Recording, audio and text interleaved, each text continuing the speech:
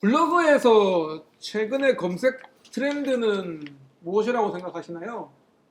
트렌드라기보다는 사람들이 어떤 거에 관심을 갖고 있는가에 대해서 이제 저희도 많이 파악을 하려고 노력하는데요. 네. 이게 지금 저희가 맡고 있는 뭐 장편외과 같은 경우를 예를 들면 사람들이 관심 있는 건 의외로 병원에서 생각하는 것과 조금 달리 음.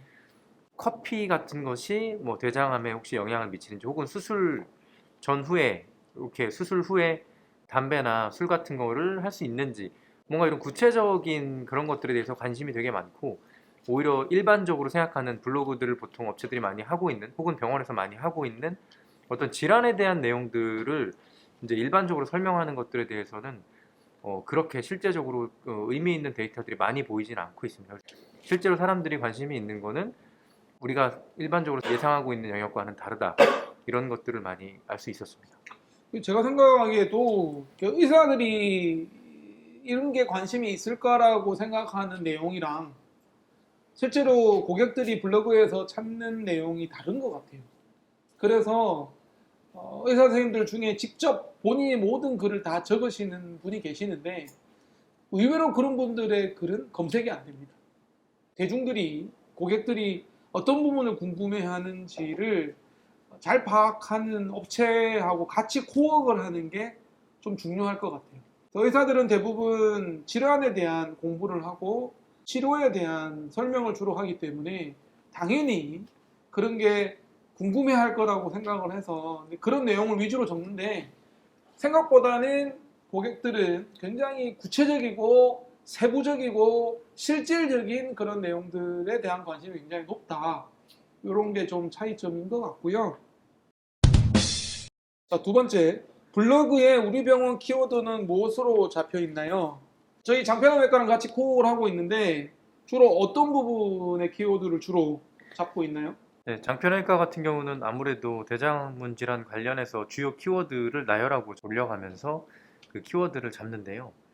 여기서 뭐 다 공개를 할 수는 없겠지만 일단 주요 키워드라고 하면 대장암 쪽은 뭐 치질, 그다음에 항문 질환, 대장 내시경, 항문 외과 그리고 거기에 관련된 지역 키워드들이 있겠죠. 네, 구체적으로는 한 가지 정도 뭐 예를 들어드리면 대부분의 많은 병원들은 단순히 이런 질환들 관련해서 설명을 하는 형태로 가고 있다면 조금 그런 부분들을 한두 발짝 깊이 생각해서 보면 사람들이 실제적으로 그 키워드를 검색해서 봤을 때 어떤 걸로 검색해서 볼 것이냐 그런 부분들을 한 번 더 고민해서 그 키워드를 제목으로 만들 때 어떻게 제목을 잡을 것인가에 대한 고민을 한 번 더 하고요.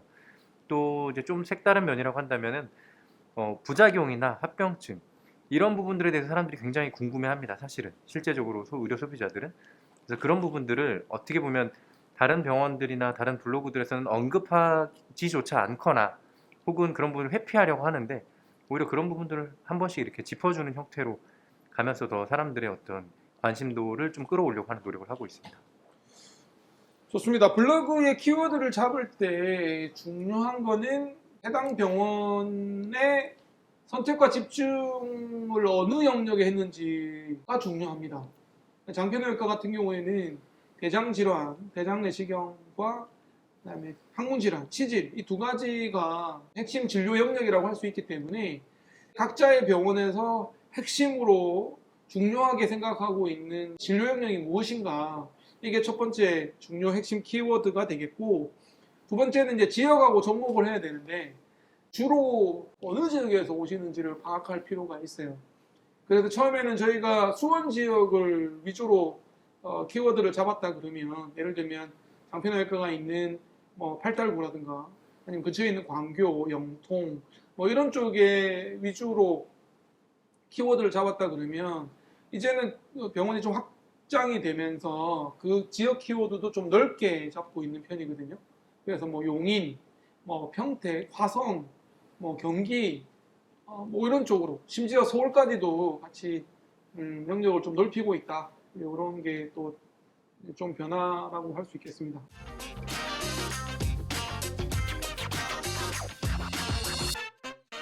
네, 세 번째는 홈페이지와 블로그 중에 어느 것이 답일까요? 어느 것이 우선시되냐의 문제죠.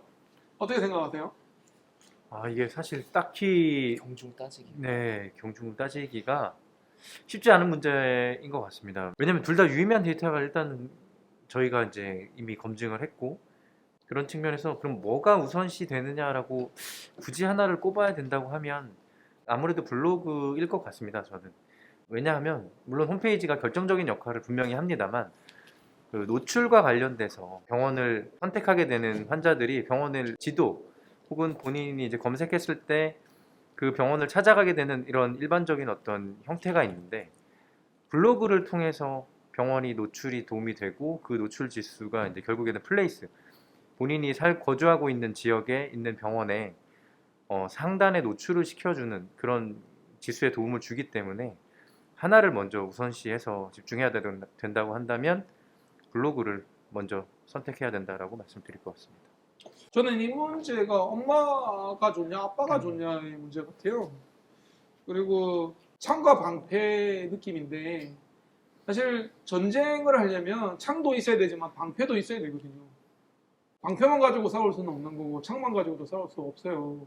홈페이지가 방패고 블로그가 창인 것 같아요.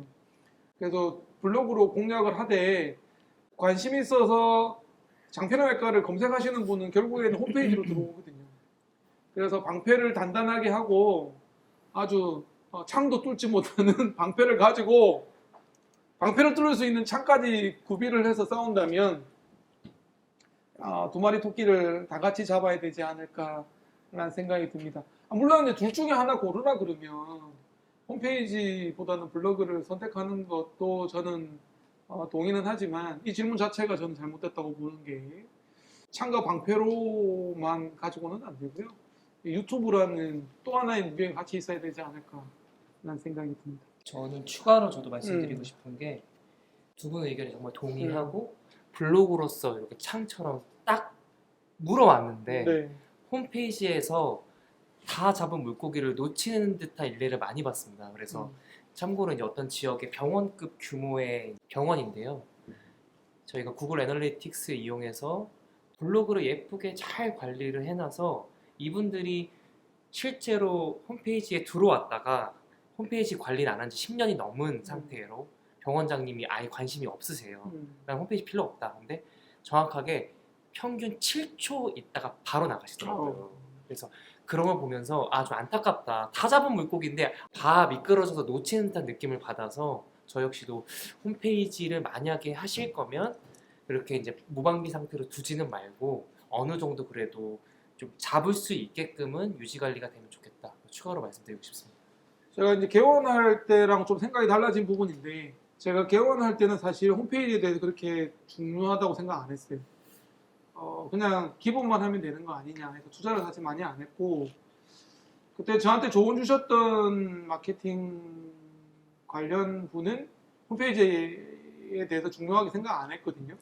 근데 저희가 이제 개원하고 1년 조금 지나서 마케팅 업체가 바뀌었는데 그 과정에서 제가 여러 마케팅 업체 직원 그 대표들하고 좀 얘기를 나눠보니까 한 3명, 4명 만났는데 다들 한결같이 홈페이지는 중요하다고 얘기하시더라고요.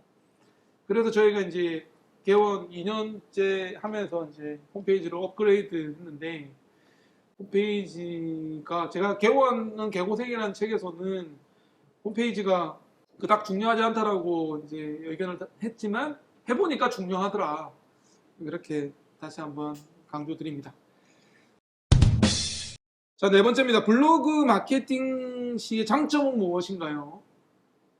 기본적으로 블로그 마케팅의 장점이라고 하면 가성비가 좋다는 게 가장 큰 매력이 아닐까 싶습니다. 우선 병원을 개원한 초창기에 가장 중요한 건 병원을 알려야 되는 걸 텐데 그 과거에 보면 이제 주로 오프라인 마케팅밖에 할 수 없었던 시절에 비했을 때 이 가격 대비해서 온라인 마케팅이라는 것은 사실은 가격 대비 효과가 되게 좋고 그런 측면에 있어서 블로그 같은 경우는 병원을 빨리 초기에 어느 정도 노출을 시키면서 사람들에게 내 병원의 어떤 그 홍보 수단으로서 역할을 충분히 하는 데 있어서 가장 좋지 않나 이 생각을 하고 있습니다.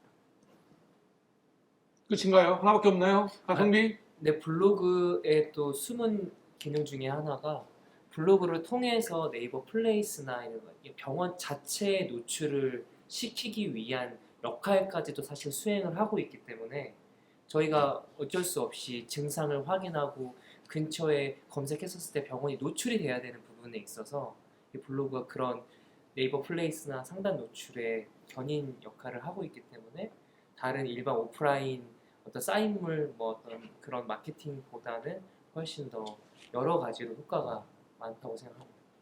블로그는 사실 지금 현재 2020년 2월 현재에서는 고객들이나 대중들이 가장 접근성이 좋은 방법이에요. 거의 블로그를 다 보시죠. 이제 뭐 병원 검색이든 아니면 증상에 대한 정보를 구하든 아니면 질환에 대한 정보를 구하기 위해서 가장 많이 찾는 현재 가장 많이 찾는 툴은 블로그입니다. 그래서 블로그를 마케팅을 안 할 수가 없고요. 제가 볼 때는 좀 유튜브 쪽으로 옮겨가고 있는 시기 과도기이긴 하지만 아직까지는 거의 80% 이상은 블로그에서 정보를 많이 얻고 오시는 부분은 있습니다. 두 번째는 원장의 인간적인 모습을 보여줄 수 있는 좋은 방법이죠. 블로그라는 그 뜻 자체가 약간 일기 어떤 그런 측면이 좀 있잖아요. 그래서 개인적인 스토리를 적는 공간을 활용할 수 있는 거죠. 그래서 원장이 직접 자기의 진료 스타일이나 가치관이나 또는 경험이나 또는 생각들을 공유할 수 있는 장이다. 네, 그래서 굉장히 그런 측면에서는 고객들하고 좀 다가가기 좋은 부분은 있고요. 세 번째는 누구나 할 수 있다는 접근성이 좋죠. 누구나 할 수 있습니다. 사실은 업체가 안 도와줘도 원장님 직접 할 수 있죠. 홈페이지는 혼자서 만들기 힘들어요. 유튜브는 할 수는 있지만 혼자서 하기는 좀 힘들어요.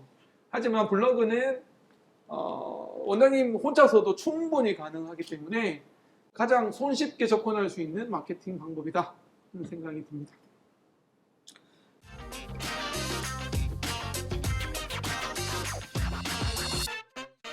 자, 5번 블로그 마케팅의 핵심은 무엇인가요? 블로그 마케팅의 핵심은 단연 노출이 첫 번째일 것 같습니다. 노출을 어떻게 시킬 것인가에 대한 부분들은 뭐 업체마다 노하우가 다를 수 있는데 어찌됐건 모든 블로그를 하는 뭐 개인이든 혹은 기업이든 모든 마케팅 담당자들은 이 노출에 대해서 가장 고민을 하고 있고요. 그렇기 때문에 핵심으로 생각을 하고 있고 두 번째 같은 경우는 이제 그 체류 시간입니다. 블로그를 노출만 한다고 해서 되는 게 아니라 노출 이후에 실제로 조회수가 그럼 반영이 될 것이고 그 실제로 블로그에 들어온 사람들이 얼마나 콘텐츠 안에 머물러 있느냐를 또 이게 중요하게 생각을 해야 되는 이유들이 있기 때문에 그런 것들이 결국에는 가장 중요한 핵심 사항이 아닐까라고 생각을 합니다. 그래서 모든 마케팅 업체 담당자들이 얼마나 많은 사람들이 얼마나 오랫동안 그 블로그 안에 체류하게 만들 것인가에 대한 고민이 가장 많이 되는 것 같습니다. 우리 김 이사님은 어떻게 생각하세요? 핵심이 뭐라고 네, 생각하세요? 저도 핵심을 다른 말로 하면 그러니까 최종 목표라고 생각하거든요. 블로그 통해서 그 최종 목표가 뭐냐? 결국은 이제 오프라인으로 실제로 환자가 방문하게끔 만드는 건데 방문하게끔 만들려면 결국은 병원을 알려야 된다 생각을 하는 입장에서 똑같이 저도 노출이라고 생각하고요. 그 노출을 했을 때 신뢰감은 곧 체류 시간으로 데이터를 정확하게 말해주고 있고 그 체류 시간을 높이기 위해서 저희가 영상 블로그던 여러 가지 컨텐츠를 그 좋은 양질의 글을 발행하기 위해서 좀 마케팅 업체로서 많이 노력하고 있는 것 같습니다. 맞아요. 사실 저하고 이렇게 이제 업체 마케팅 하시는 병원 마케팅 전문 업체하고 조금 저는 생각이 다른 게 저는 진심인 것 같거든요. 블로그의 내용이 원장의 그 진심을 담은 내용, 그다음에 정확한 내용, 그다음에 신뢰할 수 있는 내용이 핵심이 아닐까라는 생각이 들고 고객들이 궁금해하는 내용이 담기는 거. 그게 핵심이 아닐까라는 생각이 들어요. 할 얘기가 많습니다. 네, 저는 병의원 마케팅 얘기로 하고 있는 닥터 개고생 이성근입니다. 고맙습니다.